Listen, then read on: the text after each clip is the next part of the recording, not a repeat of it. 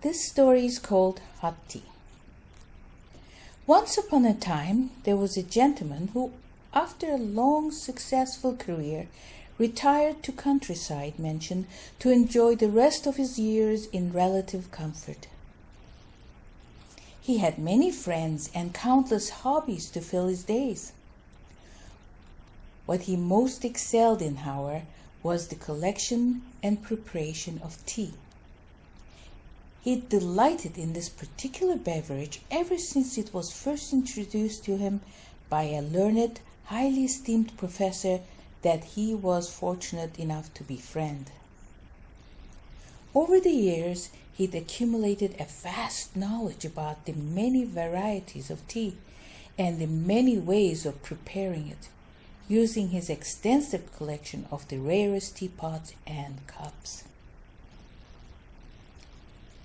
It was a rare privilege indeed to be invited to one of his tea gatherings that were always conducted with such pomp and ceremony.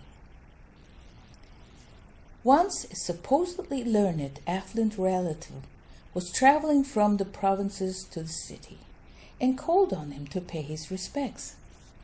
At the end of a lavish feast, the host and guest both retired to the tea room, where the relative was served the choicest tea, steeped in precious spring water.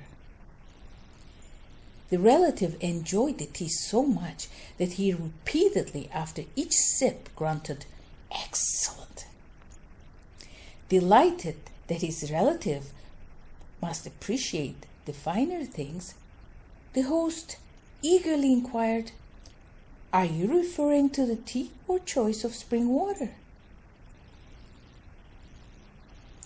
The last thing he expected was this explanation: "It's the hotness of the tea which I like the best." The end.